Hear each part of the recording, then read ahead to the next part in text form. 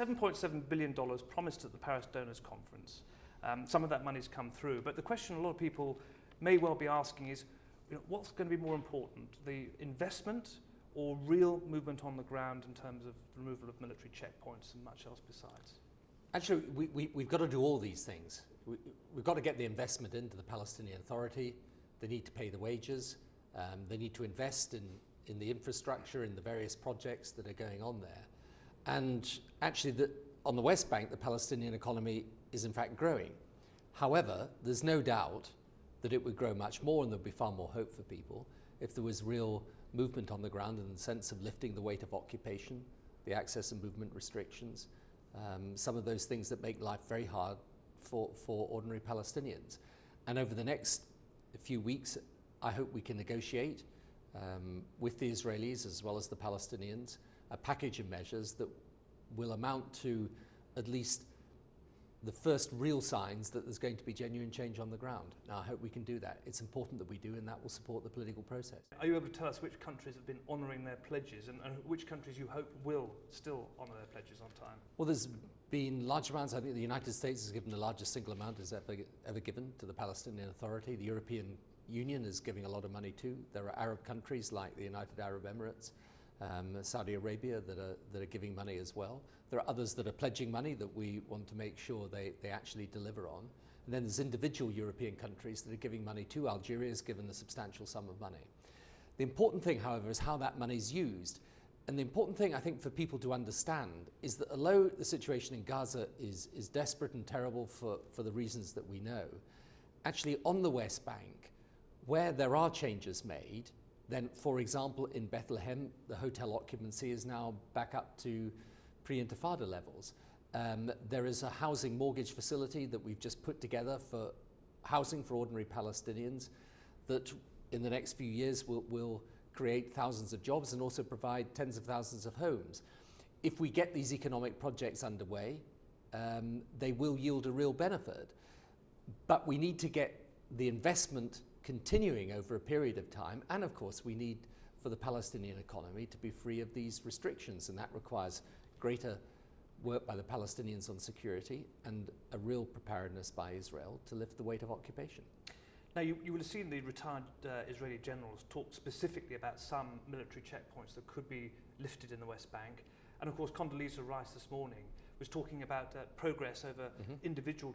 But if there's something like 600, I mean, what sort of pressure are you putting on Israel to get those lifted in a much quicker fashion? I mean, have you got a target for lifting these? The key thing about these checkpoints, because it gets very confusing about the numbers of roadblocks and checkpoints, it's not actually the number, it's or simply the number, it's the strategic position of some of those checkpoints and roadblocks.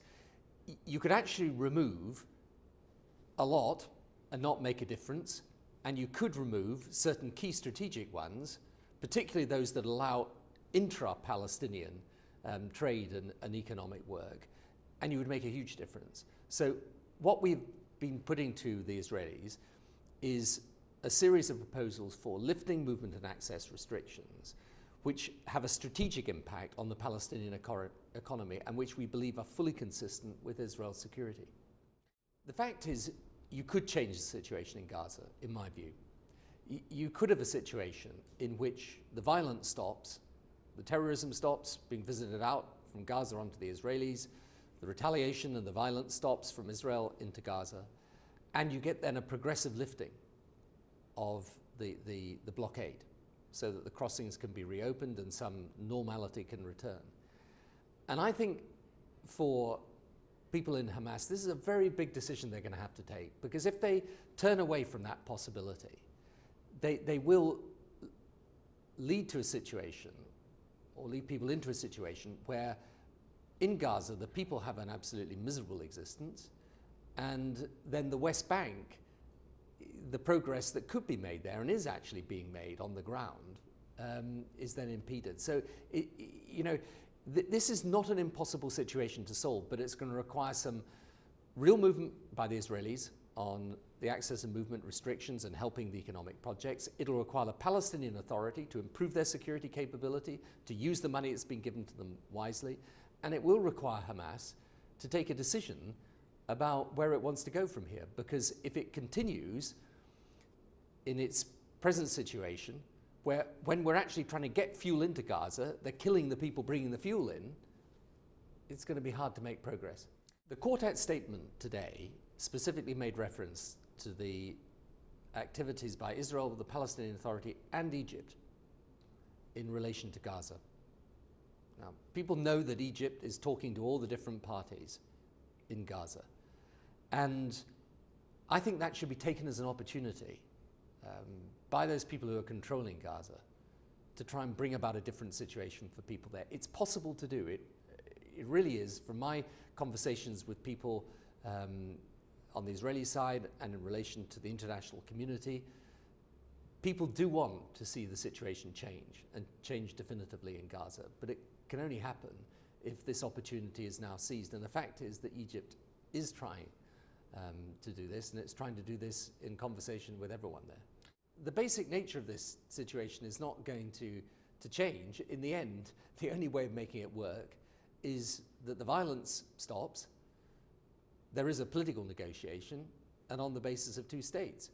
And if you got that happening and you didn't have the same security and violence issues around this problem, then in my view you could resolve it, and resolve it, yes, you could get a settlement by the end of the year. But it requires, over the next, I think, couple of months particularly, really strong action by the Palestinian Authority continuing to improve their security capability, by Israel in making sure that it helps on the West Bank in lifting the weight of occupation, and by those who are in charge of Gaza to recognize that this is an opportunity to help people in Gaza and to help the peace process. But it's an opportunity that's got to be taken.